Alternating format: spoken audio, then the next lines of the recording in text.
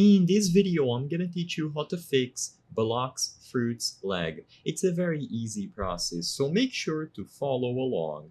In this video, I'm gonna present plenty of solutions that are going to help you get better performance when trying to run Blox fruits. As you can see, I am running the game on my phone. However, if you are playing on PC or a console, you should be able to follow the steps that I'm going to give you, and this is also going to work.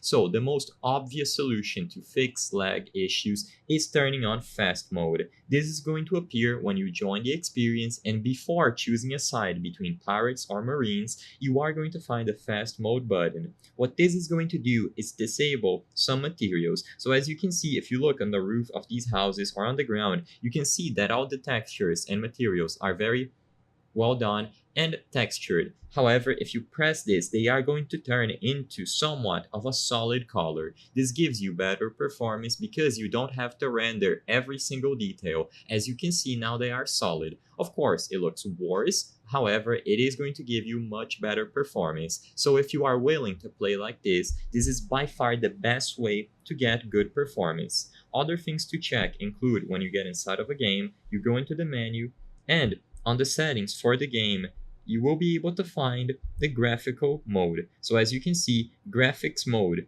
And all you have to do here is set it to manual and make sure that graphics quality is set to only 1 square. Make sure it's all the way down here, and you are going to be able to get better performance. Once again, this is going to reduce the graphics, but this is the payoff of getting good performance. With all of this done, the next thing to check is if you have any applications running on the background. So this is going to apply if you are on mobile or PC.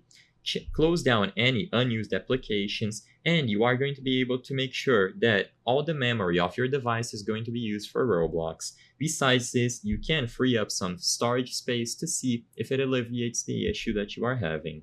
I hope I was able to help you on how to fix Blox fruits lag.